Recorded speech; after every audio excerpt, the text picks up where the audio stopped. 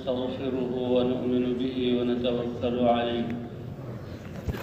ونعوذ بالله من شرور أنفسنا ومن سيئات أعمالنا من يهده الله فلا مضل له ومن يضلله فلا هادي له ونشهد أن لا إله إلا الله وحده لا شريك له ونشهد أن سيدنا ومولانا محمدا عبده ورسوله صلى الله تعالى عليه وعلى آله وصحبه وسلم تسليما كثيرا كثيرا أما بعد فأعوذ بالله من الشيطان الرجيم بسم الله الرحمن الرحيم وما خلقت الجن والإنس إلا ليعبدون ما أريد منهم من رزق وما أريد أن يطعمون إن الله هو الرزاق ذو القوة المتين وقال تعالى تبارك الذي بيده الملك وهو على كل شيء قدير الذي خلق الموت والحياة ليبلوكم أيكم أحسن عملا وقال تعالى إنا جعلنا ما على الأرض زينة لها لنبلوهم أيهم أحسن عملا وقال تعالى ومن أحسن قولا ممن دعا إلى الله وعمل صالحا وقال إنني من المسلمين صدق الله العظيم وقال رسول الله صلى الله عليه وسلم لا يؤمن أحدكم حتى يكون هواه تبعا لما جئت به وقال عليه الصلاة والسلام ما الدنيا في الآخرة إلا مثل ما يجعل أحدكم إصبعه في اليم فلينظر بما يرجع وقال النبي صلى الله عليه وسلم الدنيا حلوة خضرة والله مستخلفكم فيها فينظر بما ترجعون أو كما قال النبي صلی اللہ علیہ وسلم۔ میرے محترم دوستوں، بزرگوں اور بھائیوں، اللہ تعالیٰ نے اپنی قدرت سے تنہا اس ساری کائنات کو وجود عطا فرمایا۔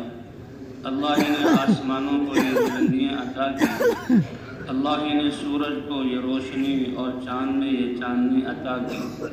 پھولوں میں خوشبو بھی اللہ نے عطا کی۔ اس کائنات میں انسان کو جو اللہ نے مرتبہ دیا وہ کسی اور مخلوق کو نہیں دیا۔ یہ دنیا اور دنیا کی جو مخلوقات اللہ فرماتے ہیں انسانوں کے لیے پیدا کی اور انسانوں کی خدمت میں ہم نے لگا دیے، اور یہ کائنات نافرمانی نہیں کر سکتے، ساری مخلوقات۔ اور اللہ نے انسان کو کامیاب کرنے کے لیے پیدا کیا ہے، تھوڑی سی زندگی دی ہے اپنی طاعت اور دین کے لیے، اور اللہ تو عدل والے ہیں، عدل نہیں بلکہ رحم اور کرم والے ہیں، احسان کرنے والے ہیں۔ سارے انسانوں کو کامیابی کے اسباب اللہ نے برابر دی۔ کامیابی کیا ہے؟ اللہ کے دین میں ہے۔ دین زندگی کا وہ طریقہ جو انسان کے دل اور سارے جسم کے اعضاء کے ساتھ متعلق ہے۔ اللہ نے کامیابی کے لیے یہ دین مرحمت فرمایا، اور دین کا تعلق انسان کے اعضاء اور دل سے، اور جو نعمتیں اللہ دے ان میں اللہ کے احکام کو پورا کرنے سے۔ تو کامیابی انسان کے اندر اللہ نے رکھی۔ کامیابی کے لیے اللہ نے انسان کو کسی باہر کی چیز کا محتاج نہیں بنایا، اور سب سے بنیادی چیز یہ دل کے یقین کا ٹھیک ہونا ہے، دل میں ایمان کا آنا۔ اسی لیے سب سے پہلا کلمہ لا الہ الا اللہ، یہ کلمہ ایمان ہے۔ یہ سب سے بڑی دولت، یہ لا الہ الا اللہ کا کلمہ قیمت کے اعتبار سے ساتوں زمین آسمان ان کے بیچ کی مخلوقات عرش سے لے کر تحت ثری تک سب کو ترازو کے ایک پلڑے میں رکھ دیا جائے، لا الہ الا اللہ کو دوسرے پلڑے میں رکھ دیا جائے تو لا الہ الا اللہ کا پلڑا بھاری ہو جائے۔ اور یہ سب سے بڑے علم والا کلمہ ہے۔ اللہ کے رسول صلی اللہ علیہ وسلم نے فرمایا کہ جو علم نبیوں کو دیا گیا وہ سارا مجھے دیا گیا، اور مجھے انبیاء کے علم سے اور زیادہ ہی دیا گیا۔ تو تو سب سے زیادہ علم حضور صلی اللہ علیہ وسلم کو ملا، اور اس علم میں سب سے اوپر اور افضل چیز وہ لا الہ الا اللہ کا یقین اور گواہی ہے۔ فرمایا تمہارے دعاؤں میں سے سب سے طاقتور دعا عرفہ کے دن کی دعا ہے، جی ہاں، اور تمہارے جو ہے علم میں سے سب سے افضل لا الہ الا اللہ، اس کا یقین۔ اہل کتاب میں سے 2 علماء حضور صلی اللہ علیہ وسلم کی خدمت میں حاضر ہوئے اور عرض کیا ہے محمد صلی اللہ علیہ وسلم آپ اللہ کے رسول ہیں، آپ اپنے آپ کو رسول کہتے ہیں، اور آپ جو ہے پر یہ کتاب نازل ہوئے، تو اس کتاب میں سب سے بڑی گواہی کائنات کی کیا ہے؟ سب سے بڑی گواہی کسی چیز کو دیکھنا، اس کے وجود کو تسلیم کرنا اور پھر گواہی دینا۔ حضور صلی اللہ علیہ وسلم خاموش، فوراً جبرائیل علیہ السلام آئے اور وحی لے کر آئے، اور کیا یہ حضور صلی اللہ علیہ وسلم کو بتایا کہ اللہ ارشاد فرما رہے ہیں کہ ان کو بتا دو شہید اللہ انہ لا الہ الا ہوا والملائکۃ واولو العلم قائما بالقسط لا الہ الا هو العزیز الحکیم۔ یہ سب سے بڑی گواہی وہ ہے جو خود اللہ گواہی دیتے ہیں، ہاں اللہ گواہی دے رہے ہیں کہ اللہ میرے علاوہ کوئی عبادت کے لائق نہیں، سارے فرشتے گواہی دے رہے ہیں اور علم والے گواہی دے رہے ہیں، اور اللہ انصاف کے ساتھ سارے کائنات کو چلا رہا ہے۔ لا الہ الا هو العزیز الحکیم، اس کے علاوہ کوئی معبود نہیں، اور وہ عزت والا ہے، اپنے کاموں میں حکمت والا ہے۔ تو قیمت کے اعتبار سے بھی سب سے بڑا کلمہ کہ اگر زمین و آسمان اور اس کی مخلوقات اگر ایک انسان کو دی جائے اور دوسرے انسان کے پاس یہ کلمہ ہو، تو کلمے والا جس کے پاس کلمہ ہے وہ بڑی دولت والا ہے۔ یہ زمین اور آسمان تو فنا ہو جائے گا اور یہ کلمہ ہمیشہ ہمیشہ اسے نفع دیتا رہ جائے گا، جی ہاں۔ اور اگر علم تو سب سے بڑے علم والا کلمہ لا الہ الا اللہ ہے کہ یہ کلمہ اللہ کی معرفت کراتا ہے۔ سارے انبیاء اللہ کے دین پر چلانے کے لیے اسی کلمے کی دعوت لے کر آئے کہ اس کے ذریعے سے اللہ کا تعارف، اللہ کی ذات پر ایمان، اور پھر ایمان جتنا زیادہ دلوں میں مضبوط ہوتا چلا جائے گا اسی کے بقدر اللہ کے احکام پر چلنا آسان ہو جائے گا۔ سارے انبیاء اس کلمے کی دعوت لے کر آئے، اور سب سے بڑی گواہی اور ایمان والا بچہ جو مسلمان گھر میں پیدا ہوتا ہے تو نیک ماں باپ سب سے پہلے اس کو یہ کلمہ سکھاتے ہیں، سب سے پہلے کہ جس کا سب سے پہلا کلمہ لا الہ الا اللہ ہو اور آخری کلمہ لا الہ الا اللہ ہو، جنت میں وہ ضرور داخل ہوگا، اس کا بدلہ اللہ نے جنت رکھا ہے۔ تو یہ دین اللہ نے مرحمت فرمایا، کامیابی کے لیے اللہ نے دین مرحمت فرمایا۔ دین وہ مبارک زندگی ہے جو اللہ نے انسانوں کے لیے بنائی، جس میں انسان کی زندگی کے تمام شعبوں کے لیے اللہ کے احکام، کہ یہ انسان بھٹکتا نہ پھرے اور کسی کے کہنے پر نہ چلے، خواہشات اور رسم و رواج پر نہ چلے، ہر چیز میں اللہ نے اپنا حکم دیا، اور پھر نبیوں نے آ کر اس میں طریقہ بتایا۔ اور حضرت محمد صلی اللہ علیہ وسلم کی امت تو وہ خوش قسمت امت ہے کہ جن کے اللہ کے احکام کو پورا کرنے کا معیار حضرت محمد صلی اللہ علیہ وسلم کے طریقے اور سنت ہے۔ آپ کہہ دیجئے اگر تم اللہ سے محبت کرتے ہو تو میری یعنی محمد صلی اللہ علیہ وسلم کی اتباع کر لو۔ جس حکم اور عمل میں حضور صلی اللہ علیہ وسلم کی سنت کا ٹھپا لگ گیا تو اللہ اس کو محبوب بنا لیں گے، اللہ اس کو محبوب بنا لیں گے، اور جو اللہ کا محبوب بن جائے، اللہ عرش کے فرشتوں سے لے کر زمین کے اندر اور سمندروں کی تہ میں رہنے والے جاندار اور غیر جاندار سب کے دلوں میں اس کی اللہ عزت بٹھا دیتا ہے۔ اے جبرائیل میں اپنے فلاں بندے سے محبت کرتا ہوں، اے جبرائیل تم بھی اس سے محبت کرو۔ اللہ فرما رہے ہیں یہ کون ہے؟ جس کے دل میں ایمان اور جس کے جسم سے نکلنے والے جو ہے اعمال وہ اللہ کے حکم کے مطابق ہے۔ رب اشعث اغبر مدفوع عن الابواب لو اقسم علی اللہ لابر۔ اس کا تعلق انسان کے کپڑوں اور ظاہری زیب و زینت اور دنیا کے اسباب کے ساتھ نہیں، اس کا تعلق تو دل کے یقین اور جسم سے نکلنے والے اعمال کے ساتھ۔ اللہ کے رسول صلی اللہ علیہ وسلم نے فرمایا تم اپنے میں سے بیچ میں دیکھو گے کہ پراگندہ حال ہے، غبار آلود جسم ہے، پراگندہ بال ہے، جی ہاں، کہ لوگ ان کو مدفوع الابواب کسی مجلس میں جانے لگے تو لوگ ان کی ظاہری حالت کو دیکھ کر یہ سمجھیں کہ یہ ہماری مجلس میں آنے کے قابل نہیں، حالانکہ جو یہ کہہ رہے ہیں ان کی اللہ کے ہاں اس کے مقابلے میں کوئی حیثیت نہیں، کوئی حیثیت نہیں۔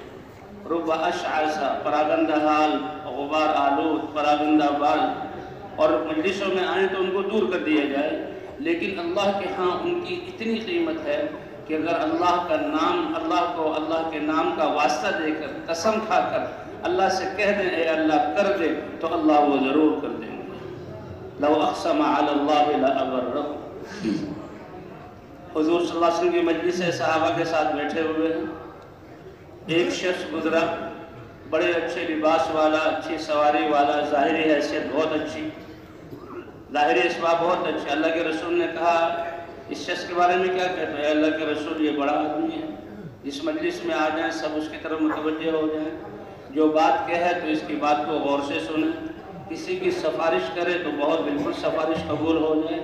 اور اگر حتیٰ کہ یہ کسی گھر میں اپنے نکاح کا پیغام دے دیں تو نکاح فوراً تیار۔ پھر ایک اور شخص سامنے سے گزرا،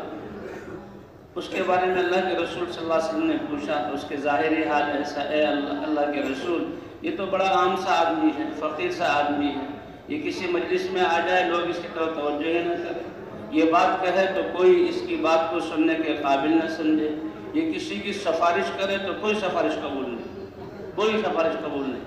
اور کہیں شادی کا پیغام دے دے تو اس کو قبول نہیں کیا جائے۔ اللہ کے رسول صلی اللہ علیہ وسلم نے فرمایا پہلا وہ شخص کہ جس کی تم نے اتنی تعریفیں کی، اتنے مرتبے والا، اگر روئے زمین پوری کی پوری ایسے انسانوں سے بھر جائے، پوری روئے زمین 7 ارب انسان ہے اور کتنی جگہ خالی ہے، یہ سب ایسے انسانوں سے بھر جائے تو بعد والا ایک آدمی جس کے بارے میں تم نے یہ کہا یہ اس پورے دنیا کے انسانوں سے اللہ کے ہاں کہیں زیادہ بہتر ہے۔ تبھی اللہ نے کامیابی، اللہ کرم والے ہیں، اللہ نے کامیابی کے لیے اسباب سب کو برابر دیے، جی ہاں، دل ایک دیا ہے، آنکھیں دی ہیں، زبان دی ہیں، اس کے ساتھ اللہ کے احکام، اور یہ دین مالک یوم الدین ایسا دین مرحمت فرمایا کہ جس کے احکام پر بھی اللہ دیتے ہیں اور دنیا اور آخرت میں ہمیشہ ہمیشہ دیں گے، اور ان احکام کے جو وسائل ہیں اس پر بھی اللہ دیتے ہیں۔ یہ ایمان ہے، اس کے ایک ذرے کی قیمت دنیا سے 10 گنا بڑے رقبے والی جنت ہے، اس کی قیمت، اور وہ جنت اس کی زمین یہ مٹی والی نہیں ہوگی، اس کی زمین جو ہے مشک کی ہوگی، اس کا گھاس یہ تن کے بن کر ایندھن بن جانے والا نہیں ہوگا، اس کے گھاس زعفران کے ہوں گے، اس کے ادنیٰ درجے کی جنت کے محلات وہ کوئی جو ہیں اینٹوں کے، مٹی کے، پتھروں کے نہیں ہوں گے، ایسے محلات ہوں گے جس کی ایک اینٹ سونے کی اور ایک اینٹ چاندی کی ہوگی۔ ہاں، اتنی بڑی جنت کے، اور جو اعلیٰ اوپر درجے والے ہیں ان کی جنت تو اس سے کہیں زیادہ کہ انسان تصور بھی نہیں کر سکتا۔ حضرت علی رضی اللہ تعالیٰ عنہ نے فرمایا کہ میں تمہیں اعلیٰ درجوں والے جو جنت والے ہیں ان کے جنت کی درختوں کی صفات بیان کروں؟ کیا بیان کیجیے؟ کہا وہ ایسے درخت ہوں گے کہ ان کی جڑوں سے جنتیوں کے لیے سواری کے لیے گھوڑے نکلیں گے، جڑوں سے گھوڑے، اور ان کی پتوں سے اور شاخوں سے یہاں پھل پھول، وہاں جوڑے نکلیں گے کہ 70 جوڑے بھی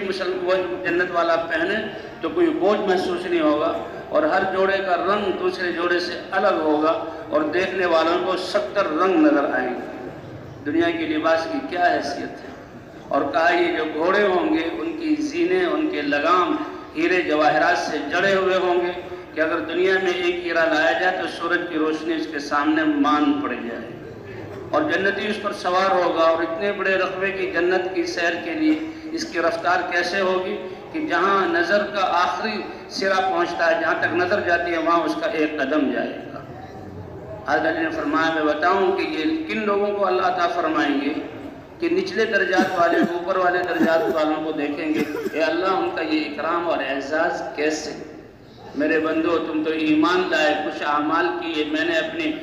جو ہے رحمت سے تمہیں بخشا، یہ جنت عطا کی۔ یہ اوپر والی جنت والے یہ وہ لوگ ہیں کہ جب تم راتوں کو میٹھی نیند سوتے تھے یہ اٹھ کر میرے لیے نمازیں پڑھتے تھے، اور تم دنوں میں خوب کھاتے پیتے تھے، میری نعمتوں کو استعمال کرتے تھے، یہ میرے لیے روزے رکھتے تھے، کثرت سے روزے رکھتے تھے، اور تم اپنے گھروں میں جم کر بیٹھے ہوئے تھے، یہ میرے لیے گھروں کو چھوڑ کر اللہ کے راستے میں نکلتے تھے۔ چند عرصہ انہوں نے یہ کیا اور آج ہمیشہ ہمیشہ کے لیے میں نے ان کو یہ نعمتیں عطا فرما دی۔ تو دین کا معنی مالک یوم الدین، بدلہ، وہ مبارک زندگی جس کا تعلق انسان کے دل اور اعضاء اور نعمتوں کے ساتھ ہے، وہ کہ اس کا ہر عمل اس پر اللہ بدلہ دیتے ہیں، اور اعمال کا جو ذریعہ ہے اس پر بھی اللہ بدلہ دیتے ہیں۔ اب عبادات میں سب سے قوت والا حکم نماز ہے۔ ایمان کے بعد سب سے بڑا درجہ نماز ہے۔ یہ نماز دی کہاں گی؟ باقی ارکان دنیا میں اترے، نماز اللہ نے اپنے نبی کو عرش پر بلوایا۔ جی ہاں، جبرائیل علیہ السلام بھی رہ گئے اور اللہ کے سامنے اللہ نے 50 نمازیں دی۔ موسیٰ علیہ السلام سے ملاقات ہو کر 5 نمازیں رہی۔ حضور موسیٰ علیہ السلام نے عرض کیا، اے محمد صلی اللہ علیہ وسلم، ان 5 نمازوں کو بھی کم کرا لو، میں نے امت کو آزمایا ہے، یہ لوگ یہاں نہیں کر سکتے۔ حضور صلی اللہ علیہ وسلم نے فرمایا، اب تو شرم آ رہی ہے کہ 50 سے اللہ نے 5 کر دی، اور اس کو بھی میں کم کروا دوں۔ 5 نمازیں لے کر امت کے لیے چلے ہیں۔ اللہ کی طرف سے جواب، مجھے ندا آئی، اے میرے نبی، تیری امت نمازیں 5 ادا کرے گی اور ثواب میں ان کو 50 کا عطا کروں گا۔ 50 نمازوں کا 50 نمازیں ملتی تو کسی کاروبار اور کسی کھانے پینے سونے کا موقع ہی نہ ملتا۔ اللہ ایسے کریم ہے، اور یہ نماز ایسی زبردست عبادت ہے کہ اس سے جیسے اللہ کی رضا اور اللہ جہاں جنت کا واجب ہونا، دنیا آخرت کی نعمت، اے ابو ذر کھڑا ہو، اٹھ نماز پڑھ، نماز میں اللہ نے شفا رکھی۔ وَاسْتَعِينُوا بِالصَّبْرِ وَالصَّلَاةِ، نماز پڑھو اور نماز سے اللہ کی جہاں مدد چاہو، صبر اور نماز سے، اور نماز کے ذریعے سے صحابہ کرام نے کتنے بڑے بڑے مسائل کو حل کروایا۔ دنیا جو آج ترقی کی ہے، یہ ان کے پاس جو اسباب ہیں اس سے کروڑوں گنا ہو جائیں، اور وہ حکومتیں اس سے زیادہ ہو جائیں، فوجیں طاقت والی سب جمع ہو کر اپنے ان مخلوقات، فوجوں، ہتھیاروں سے، بادشاہوں سے جو نہیں کر سکتے، ایمان والا 2 رکعت سے اللہ سے وہ کروا سکتا ہے۔ ہاں، یہ نمازی جہاں جنت کا دروازہ کھٹکھٹاتا ہے، یہ اتنی طاقتور۔ لیکن نماز میں انسان کا اپنا بننا بھی، یہ انسان کے باطن کو صاف کر دیتی ہے۔ ہاں، جیسے جی ہاں، بستیوں کے بیچ میں گھنی آبادی میں گھر بنائے جاتے ہیں، تو بھئی ایسے گھر بنے سورج کی روشنی بھی آئے، اس کی بھی ضرورت ہے۔ ایسے کھڑکی دروازے ہوں کہ تازہ ہوا بھی آئے، اس کے بغیر صحت ٹھیک نہیں رہ سکتی۔ تو اسی طرح نماز انسان کے اندر کی ساری بری خصلتوں کو باہر کر دیتی ہے، اور اللہ کے ہاں جو خصال محمود ہیں وہ نماز اس کے اندر لے آتی ہے۔ جو کسی کی بھی تربیت کرنا چاہے نماز پہ لگا دے، اپنی تربیت کرنا چاہے نماز کا اہتمام کرے، بچوں کی تربیت کو نماز کا عادی بنائے۔ اس لیے ہے کہ 7 سال کا ہو نماز پڑھنا سکھاؤ اور لے چلو اپنے ساتھ۔ 10 سال کا ہو تو نماز سیکھ چکا ہو، پڑھ رہا ہو، نماز نہ پڑھنے پر وہ اس کو تعلیمی کارروائی کرنا، ہاں، اس کو ڈانٹنا ڈپٹنا، تاکہ جس دن یہ بالغ ہو جائے اللہ کا حکم پہلی نماز ایسی ہو کہ بہت پیاری اور بنی ہوئی نماز اس کی۔ اس لیے بچوں کو جو ہے سلانا، اس میں ان کی تربیت نہیں ہے، نماز کے لیے اٹھانا، نماز پڑھوانا۔ اب ہم چاہتے ہیں ہمارے تمام شعبے، جی ہاں، جتنے بھی شعبے چل رہے ہیں اس میں خرابی ہے اور انسانیت پریشان ہے، وہ ٹھیک ہو جائیں تو شعبے چلانے والوں کو نماز پر لانا ہو۔ نمازیں ان کی ٹھیک ہو گئی تو اللہ سارے ان کی زندگی کو ٹھیک کر دیں گے، کیونکہ نماز 2 رکعت فرض نماز 5 منٹ میں، 7 منٹ میں، زیادہ 10 منٹ میں انسان پڑھ لیتا ہے۔ لیکن اس نماز پڑھنے کے لیے پاک ہو کر آتا ہے، وضو کر کے آتا ہے، مسجد میں آیا ہے، مسجد میں آ کر دل اور دماغ بھی اللہ کی طرف متوجہ، دل اور دماغ بھی اللہ کی طرف متوجہ، اعضاء بھی اللہ کے حکم کے پابند۔ 5-7 منٹ کے لیے اعضاء کو اللہ کے حکم کا پابند کر دیتا ہے، تو جس نے نماز میں اپنے اعضاء کو اللہ کے حکم کا پابند کرنا سیکھ لیا، اب اس کے قلم سے، اس کی زبان سے، اس کے دماغ سے جو اسکیمیں چلیں گی وہ ایسی چلیں گی ساری دنیا کو فائدہ دینے والی۔ اس کا قلم، ایک قلم جس سے کسی کی جان چلی جائے اور جس سے لاکھوں انسانوں کی تباہی ہو، وہ قلم جہاں صحیح چلے گا۔ اس کے بول جس سے لوگوں میں قوموں میں لڑائیاں ہو جائیں اب وہ صحیح چلیں۔ جی ہاں، نماز ایسی چیز، حضرت عقبہ ابن نافع رضی اللہ عنہ فرماتے ہیں کہ ہم مدینہ آئے اور میری اونٹ چرانے کی باری تھی، کہ وہ صحابہ کرام جو آپس میں باریاں مقرر کر لیتے کہ کچھ لوگ اونٹ چرائیں باقی لوگ حضور صلی اللہ علیہ وسلم کے ساتھ ہوں۔ میری باری تھی، میں اونٹ چرا رہا تھا، اور شام کو میں اونٹ جب چرا کے واپس لایا تو میں وہاں حضور صلی اللہ علیہ وسلم کے پاس آیا۔ آپ صلی اللہ علیہ وسلم کھڑے ہو کر اپنے صحابہ کو جہاں حدیثیں بیان کر رہے تھے، تو انہوں نے جو سنا وہ یہ سنا کہ حضور صلی اللہ علیہ وسلم نے فرمایا جو آدمی وضو کرے اور اچھی طرح وضو کرے اور وضو کر کے 2 رکعت نماز پڑھے، 2 رکعت نماز پڑھے، کس طرح 2 رکعت نماز پڑھے کہ دل اور اعضاء اس کے اللہ کی طرف متوجہ ہو۔ تو بھئی ایسی نماز بنانی ہو، اللہ کے راستے میں نکلنا، یہ ایسی نمازیں بنانے کے لیے، یہ تو پورے دین کو پوری دنیا میں زندہ کرنے کے لیے، اور ابتدا اپنے آپ سے کہ میری تربیت اور اصلاح کیسے ہو جائے، کہ جہاں اچھی طرح وضو کریں اور دل اور دماغ اور اعضاء کو اللہ کی طرف متوجہ کر کے 2 رکعت نماز پڑھیں۔ اللہ کے رسول نے فرمایا وجبت لہ الجنہ، ان 2 رکعتوں کے بدلے میں جنت واجب ہو گئی۔ تو کیسی 2 رکعتیں ہوں گی؟ جو جنت واجب ہو جائے تو وہ 2 رکعتیں دنیا کے کام اللہ سے نہیں کرا سکتی، تو اس لیے نمازوں کو بنانا ہوگا۔ تو حضرت عقبہ کہتے ہیں میں نے جب نماز کی یہ فضیلت سنی میں اشش کر اٹھا اور میں نے کہا واہ واہ ما اجود ھذا، اللہ کے رسول صلی اللہ علیہ وسلم کتنی پیاری بات کر رہے ہیں، کتنی بڑی فضیلت والا عمل اور کامیابی والا عمل بتایا۔ کہا میرے سامنے ایک شخص تھے اور وہ تھے حضرت عمر بن خطاب، اور کہا معلوم ہوتا ہے تم ابھی آئے ہو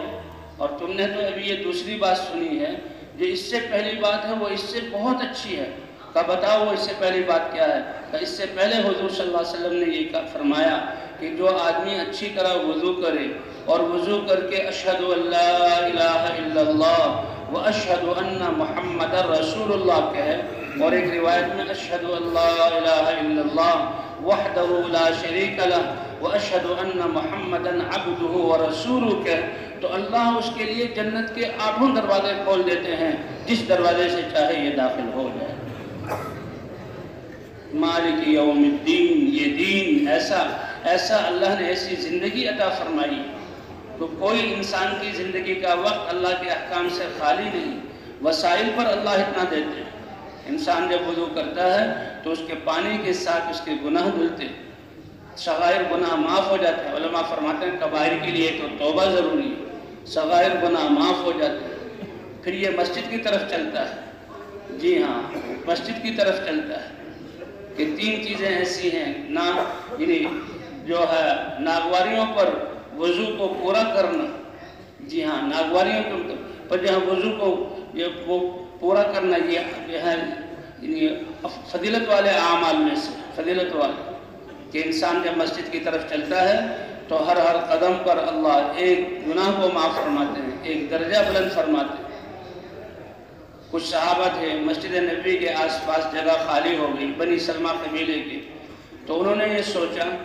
کہ ہم مسجد کے قریب جگہ لے لیں، مسجد کے قریب جگہ لے لیں تاکہ نمازوں کے پڑھنے میں جانا آنا آسان ہو۔ تو انہوں نے جب ارادہ کیا، اللہ کے رسول صلی اللہ علیہ وسلم کو پتہ لگا، آپ صلی اللہ علیہ وسلم نے فرمایا بنی سلمہ، او بنی سلمہ کے قبیلہ والو، دیارکم، جو دور تمہارے گھر ہیں، دور تمہارے گھر ہیں، ان گھروں کو لازم پکڑو، تکتب آثارکم، کیونکہ تم اللہ کے گھر کی طرف جو آتے ہو، جتنے قدم اٹھاتے ہو، اس کے اوپر اللہ تمہیں نیکی عطا فرماتے ہیں، تمہارے وہ قدم لکھے جاتے ہیں، تمہارے وہ قدم لکھے جاتے ہیں۔ تو بہرحال بھائی اللہ تعالیٰ نے زندگی گزارنے کے لیے 3 مرحمت فرمایا، اور دین زندگی گزارنے کا وہ خوبصورت طریقہ جو اللہ نے بنایا ہے، اور اس میں انسان کی پوری زندگی کے لیے احکام۔ مشرکین مذاق اڑانے لگے مسلمانوں کا اور کہا لو دیکھو تمہارا نبی تو ایسا ہے کہ تمہیں پاخانہ کرنا اس کے آداب کیا ہیں یہ بھی بتلاتا ہے۔ صحابی نے فخر سے کہا ہاں ہمارا دین ایسا ہے کہ وہ یعنی پیشاب پاخانہ سے لے کر بادشاہت کرنے تک اور نفل عبادت سے لے کر حج کرنے تک سارے احکام سکھاتا ہے۔ اللہ کے رسول صلی اللہ علیہ وسلم نے یہ ارشاد فرمایا ہے، یہ حکم فرمایا ہے کہ دیکھو پاخانہ پیشاب کرتے ہوئے قبلے کی طرف نہ منہ کرو نہ پیٹھ کرو، یہ آداب ہیں۔ اور اللہ کے رسول صلی اللہ علیہ وسلم نے بتایا ہے دائیں ہاتھ سے استنجا مت کرو، چھوٹا اور بڑا دھونا پاکیہ دائیں ہاتھ استعمال نہ کرو، اس کے لیے بایاں ہاتھ ہے۔ اور فرمایا استنجا کرنے میں سوکھا گوبر اور لید اور ہڈیاں ان کو استعمال نہ کرو۔ اللہ کے رسول نے حتیٰ کہ بیٹھنے کا آداب بھی بتلایا، اور وہ دعا کہ بیت الخلاء میں جانے سے پہلے دعا اور بیت الخلاء سے نکلنے کی دعا، یہ دین ایسا ہے جو انسان کی زندگی کے تمام شعبوں کو گھیرے ہوئے۔ تو یہ ایسا عمل ہے جس میں اللہ کا حکم نہ ہو، حضرت محمد صلی اللہ علیہ وسلم کا طریقہ نہ ہو۔ جی ہاں، تو یہ دین، لیکن اس دین پر چلنے کی استعداد ایمان اور یقین سے آتی ہے، اور اللہ نے ایمان اور یقین کی جگہ دل بنایا ہے۔ وَفِي أَنفُسِكُمْ أَفَلَا تُبْصِرُونَ، کیا تم اپنی جانوں میں غور و فکر نہیں کرتے؟ اللہ نے تمہاری جانوں میں کیا کیا صلاحیت رکھی۔ تو جیسے شروع میں عرض کیا تھا، کامیابی کے اسباب اللہ نے سب کے لیے برابر دی۔ یہ ظاہری مادی نقشے اور زیب و زینت اور مال، ان پر انسان کی کامیابی کا دار و مدار نہیں ہے۔ یہ تو جس کو ملے ہیں، اگر وہ ان میں اللہ کے احکام کو پورا کرے گا تو کامیابی ملے گی۔ اگر ان اسباب کے ہوتے ہوئے اللہ کے احکام کو پورا نہ کیا تو پھر دنیا بھی گئی اور آخرت بھی گئی۔ جی ہاں، قارون، اس کے پاس کتنا زیادہ مال تھا کہ وہ اپنے مال کو دکھانے کے لیے بڑے میدان میں سارے خزانے نکلواتا تھا، اور اس کے جو اسٹور تھے اس کی چابیاں اتنی زیادہ تھی کہ ایک مضبوط جماعت اونٹوں پر لادتے ہوئے اترتے ہوئے تھک جاتی تھی، مشقت میں ڈال دیتی تھی، اور وہ اپنے سارے مال کو دکھاتا تھا۔ لوگ جو کمزور ایمان والے، ان کی راگ ٹپکتی کہ کاش ہمیں بھی یہ زیب و زینت دی جاتی۔ ایمان والوں نے بتایا اس پر راگ نہ ٹپکاؤ، اللہ نے تمہیں ایمان اور اعمال دیا ہے، یہ بہتر۔ لیکن جب وہ موسیٰ علیہ السلام کی مخالفت پر آیا اور تہمت باندھنے کے لیے عورت پر تیار کیا، تو اللہ نے موسیٰ علیہ السلام نے بددعا کی اور زمین نے اس کو پکڑا اور فرمایا یہ مال جس پر وہ فخر کرتا تھا یہ زمین پہ نہ رہے، یہ جس طرح نیچے جا رہا ہے مال کو اس پر سارا کا سارا مال اس پر رکھ دیا گیا اور کہا وہ زمین میں دھستا چلا جائے گا۔ فرعون کے پاس بڑی بادشاہت تھی، ایسی بادشاہت جس سے کی وجہ سے وہ دھوکہ ہوا۔ انا ربکم الاعلی، اس نے کہا میں تمہارا سب سے بڑا رب ہوں۔ جی ہاں، سب سے بڑا رب ہوں۔ موسیٰ علیہ السلام آئے، دعوت دی، لیکن موسیٰ 40 سال تک محنت چلتی رہی۔